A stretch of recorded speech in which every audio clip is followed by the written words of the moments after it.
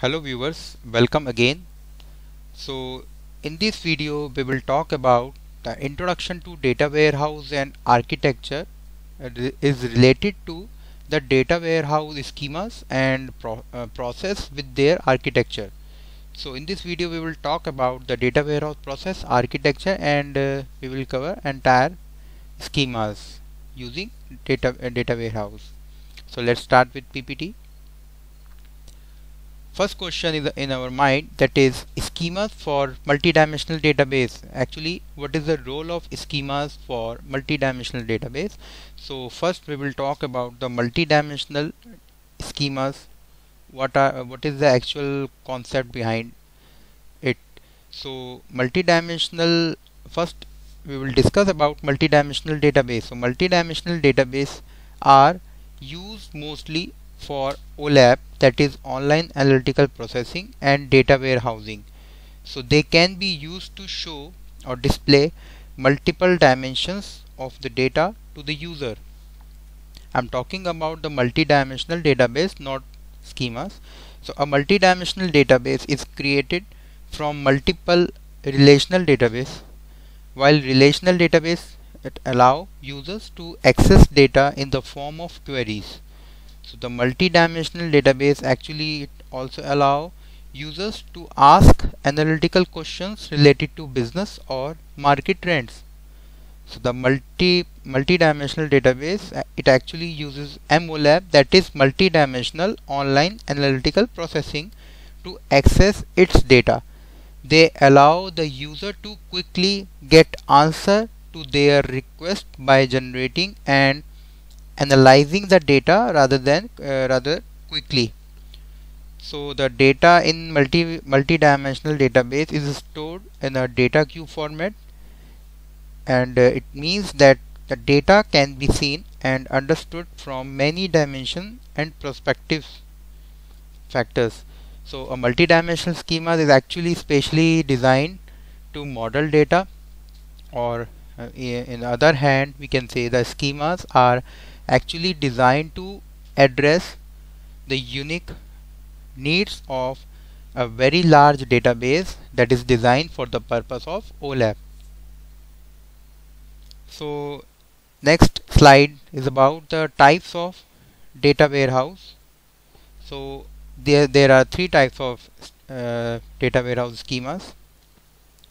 First we will talk about star schemas. So what is star schemas? So actually star schemas is this. So we will just snowflake schemas and galaxy schema. So we will talk about this actually the basic concept of schemas. So schemas is a logical description of the entire database.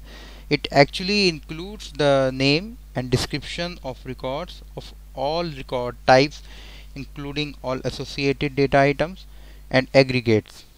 So much like a database, a data warehouse also requires to maintain a schemas. A database it actually uses a relational model, while a data warehouse uses star, snowflakes, and fact consolidation schemas. Fact consolidation schemas is also known as galaxy schema.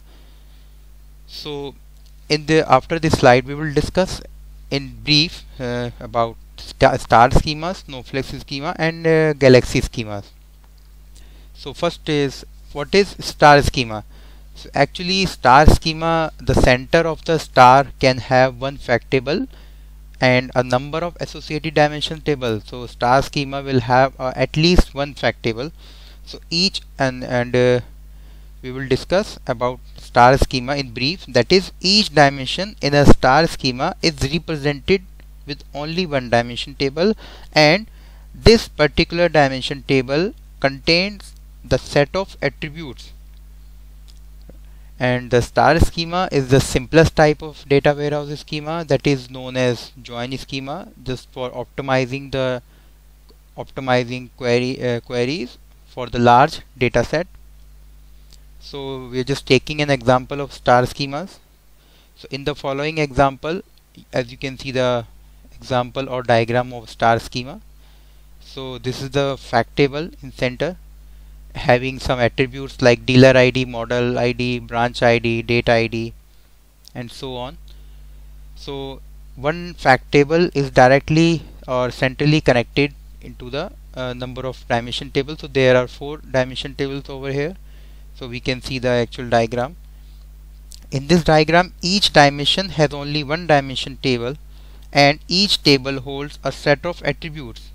So the particular we can see the particular IDs accordingly in dimension tables. We can see the country ID, location ID, and dealer NM, dealer C, and TCT.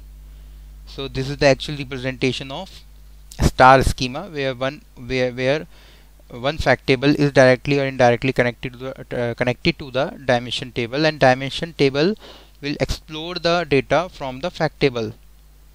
So as you can see the example in description, so we having some dealer ID, model ID, date ID, product ID, branch ID, and other attributes like unit sold and revenue. Revenue is also there in fact table. So what are the characteristics of star schema? Every dimension in a star schema is represented with only the one dimension table, as we know, is already discussed in the previous slide. The second is the dimension table should contain the set of attributes. Every dimension table having some attributes, a number of attributes, but there are some limitations of a star schema. So third is the dimension table is joined to the fact table using a foreign key. So we will apply a particular foreign key when we are connecting a fact table into the number of dimension tables. We have to apply a foreign key in terms of database. As we know, the foreign key, primary key, candidate key, super key, these are the keys where we can use in database. So all those keys we have to apply into the particular data warehouse. So when we are using it, so we just go for foreign key. So next characteristic is about the dimension table are not joined to each other directly. We cannot connect to the dimension table between the connection. Actually, the connection between the joint table, connection between the fact table and dimension table, we cannot connect directly. So we have to apply some foreign keys or any other keys. So last characteristic about star schema, that is fact table would contain keys and measurement. So the rest of attributes, as we know, we already discussed. So that is star schema is easy to understand and it provides optimal disk usage. And the dimension in star schemas, so OLTP, we can use it for just look up the tables, and this actually star schema is already supported through the BI tools. So the next question is what is Snowflake schema?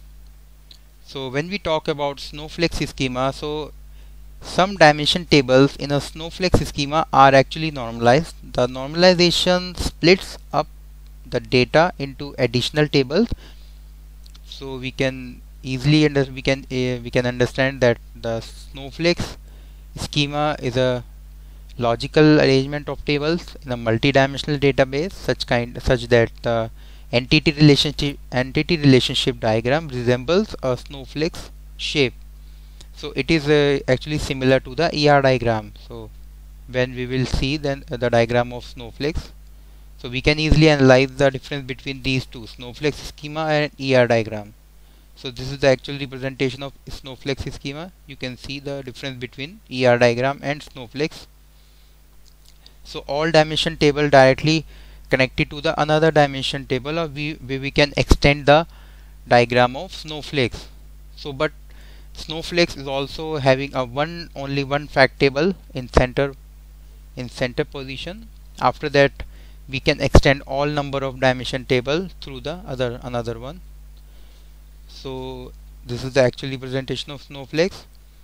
Another part of Snowflake schema, that is the extension of star schemas. As we know, the star schema, that is known as join schema, it is the actual extension of star schema, and we are talking about Snowflake schema. So it adds some additional dimension, and all dimension tables are normalized, which splits data into the additional tables. So we just adding some number of tables, so we can see. So these are the actual additional tables in different color.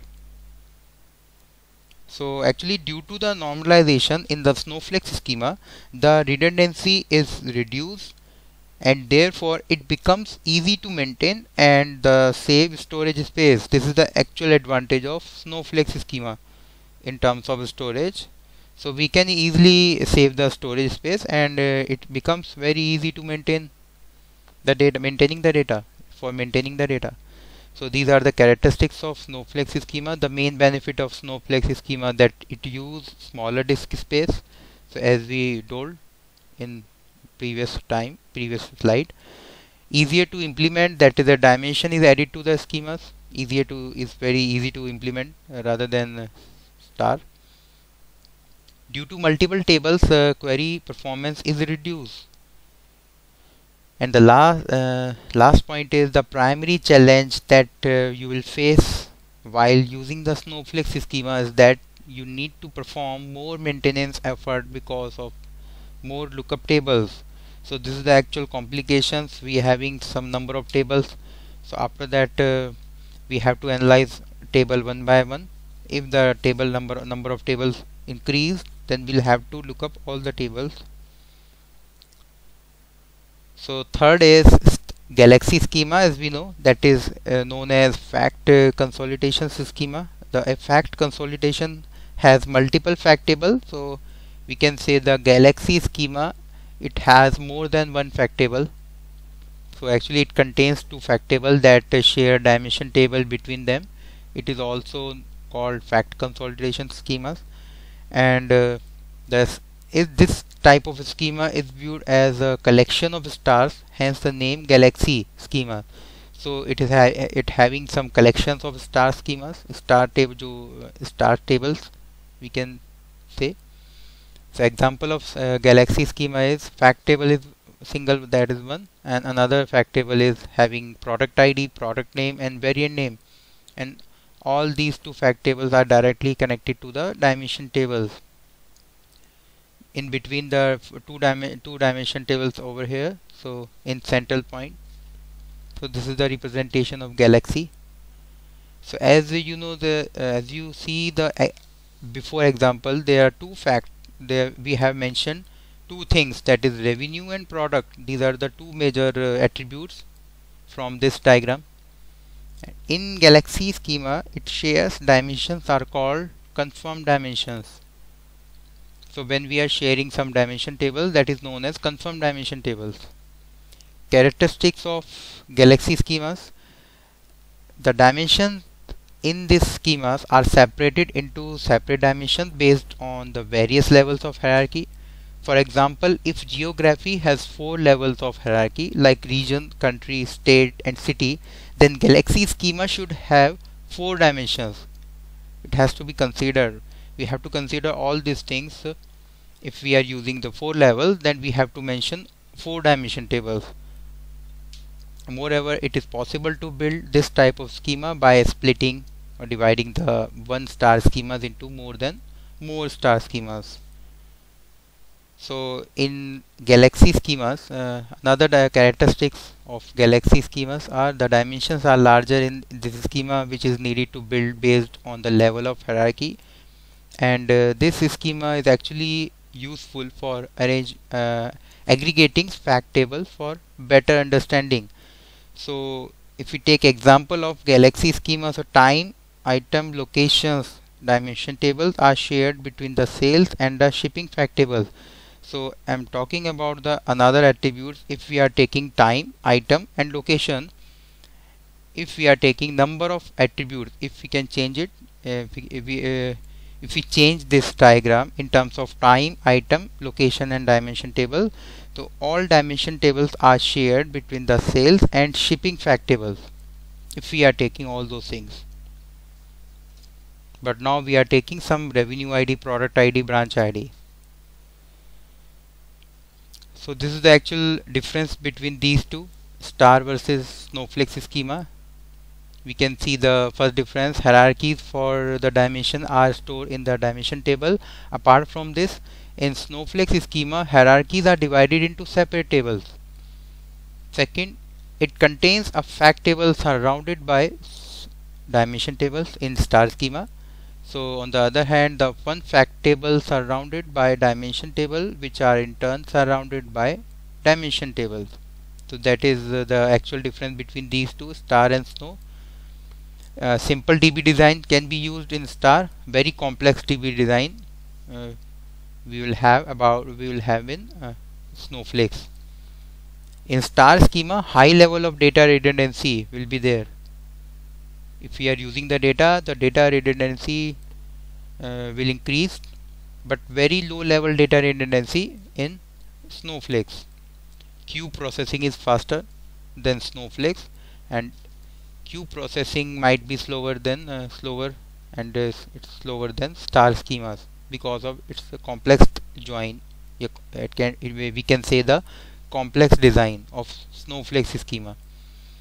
Star schema actually offers higher performing queries using star join queries optimization. In this section, the tables may be connected with multiple dimensions, but snowflakes schema, it is actually represented by centralized fact table, which are likely connected with multiple dimensions. So these are the differences. We can see total 6 differences over here. So we can see the actual difference. We can analyze which one is better for us. If we are analyzing the data, we can choose accordingly. So after that, we are going to tell you about I'm going to tell you about the data warehouse process. What is it? What is data warehouse process? So we have a fixed number of operations to be applied on the operational database, and we have well-defined techniques such as use normalized data, keep table small, etc. These techniques are suitable for delivering a solution, but in case of decision support system, we don't know what query and operations need to be executed in future. Therefore, techniques applied on operational databases are not suitable for data warehouse.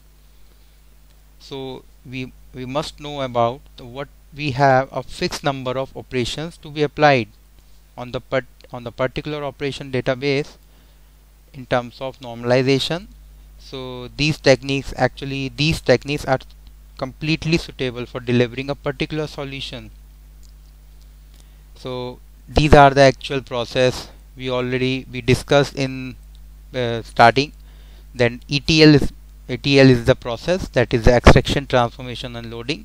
So there are 4 major processes that comes under the data warehouse process. First is extract and load the data. Second is cleaning and transforming the data. Third, backup and archive the data.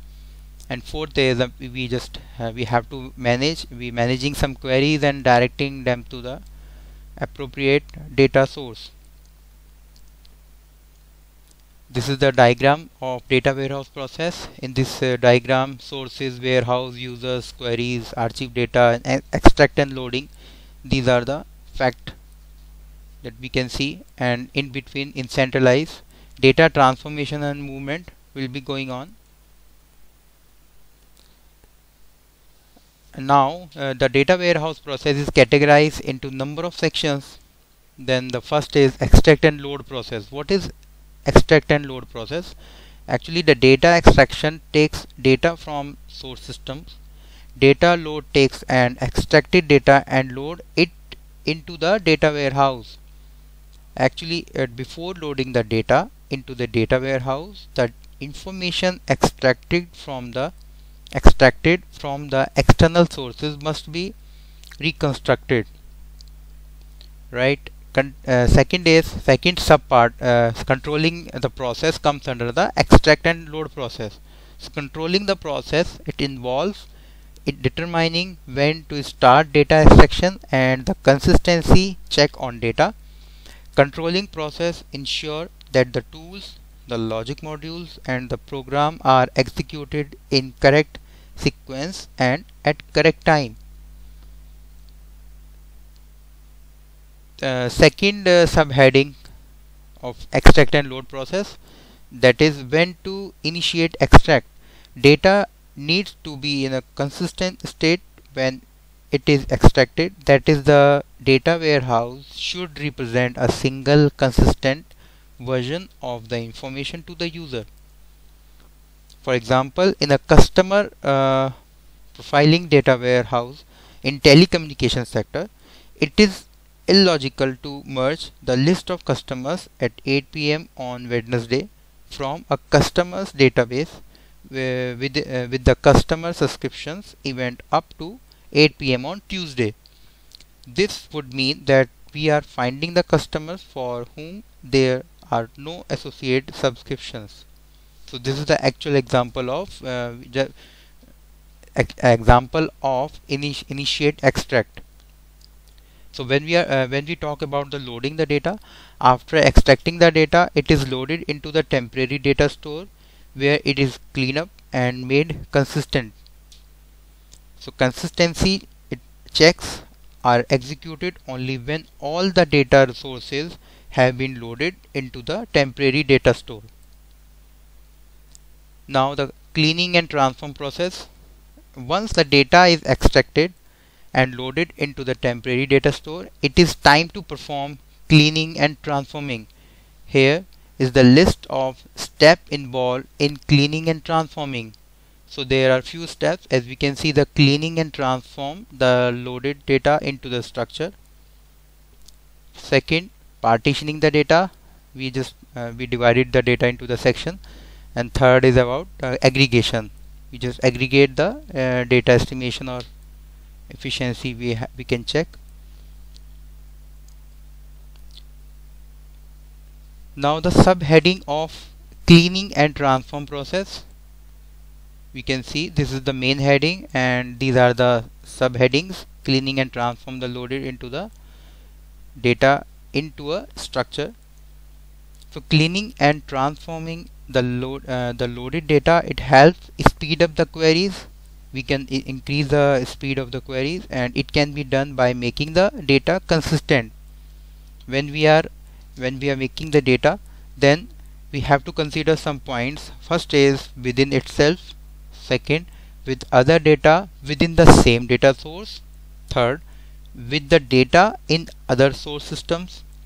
And fourth is with the existing data present in the warehouse. So actually transforming involves converting the source data into a structure.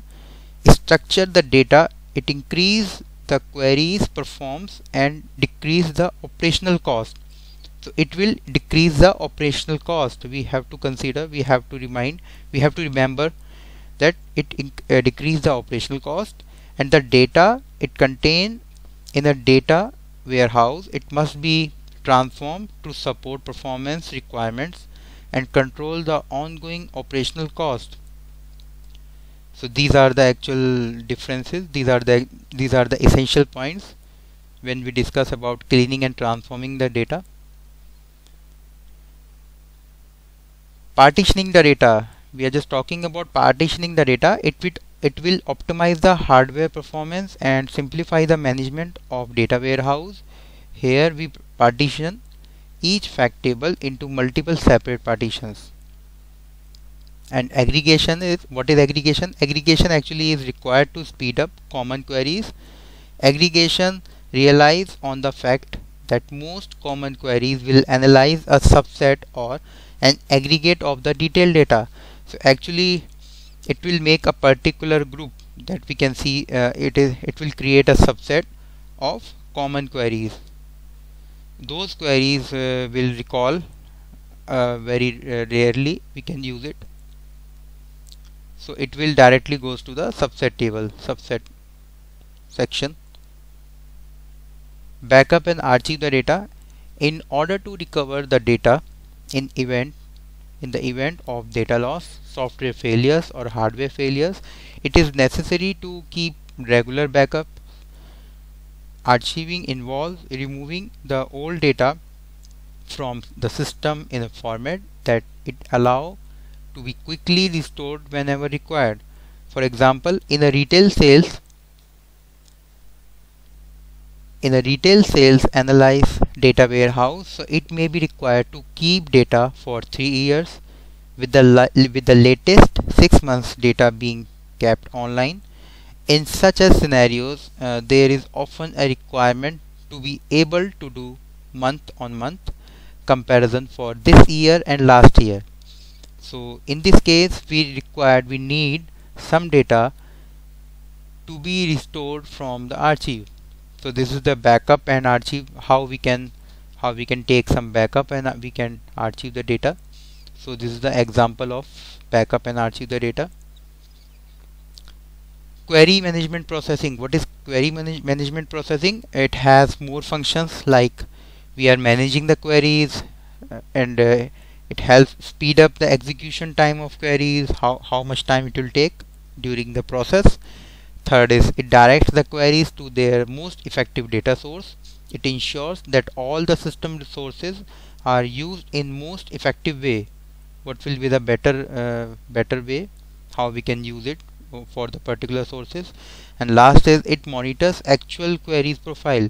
It checks completely the actual queries according to the profiles. So the information generated in this process is used by the warehouse management process to determine which aggregation to generate. This process does not generally operate during the regular load of information into data warehouse. So we completed all the points of data warehouse process, like ETL, extraction, transformation, loading. We almost covered all these points. Now we will talk about three-tier data warehouse architecture. What is data warehouse architecture? Actually, it generally a data warehouse adopt a three-tier architecture. So data warehouse usually have three levels. Level can be a tier architecture that includes bottom tier. It is known as data warehouse server. Second is middle tier, that is known as OLAP server, and last is top tier. It is known as front end tools. So as we can see in diagram, top tier front end tools, that is top tier level, middle tier, that is OLAP server, and the last one is bottom, that is data warehouse server. So we have set up all these tiers. So bottom tier, what is bottom tier? Bottom tier actually it consists of the data warehouse server, which is almost always an RDBMS, that is relational DBMS, relational database management system. It may include multiple specialized data mart and a metadata repository. Data from operational database are external sources, like user profile data provided by external consultant are extracted using application program interfaces called a gateway. So a gateway is provided by the underlying DBMS, the database management system, and it allows customer programs to generate SQL query, SQL code to be executed at a server. So example of gateway, it contains ODBC, Open Database Connection, or OLEDB, Open Linking and Embedding for Database, and by Microsoft, and JDBC. As you know, the what is JDBC? Java Database Connectivity or Java Database Connection. So this description is all about bottom tier. What is middle tier? Middle tier, it consists of OLAP server for fast querying of the data warehouse. So in this middle tier, we have the OLAP server that can be implemented in either of the following ways. So in middle tier, we have ROLAP and MOLAP, that is relational OLAP, online analytical processing, and multidimensional online analytical processing. What is ROLAP? That is an extended relational DBMS that map function on multidimensional data to standard relational operations. On the other hand, what is MOLAP? MOLAP actually it is a model that is a particular purpose server that directly implements multidimensional information and operation. So actually these are the difference, though both are the model, MOLAP and ROLAP, but actually ROLAP is used for mapping and MOLAP is used for processing the queries when we can it is the implementation part when we are operating our data warehouse. So MOLAP is basically used for implementation purpose. So last one is top tier. Top tier that contains front end tools for displaying results provided through OLAP. as well as additional tools for data mining of the OLAP generated data. So this is the representation of 3-tier data warehouse architecture. I hope you like my video, so please subscribe my channel. Thanks for watching.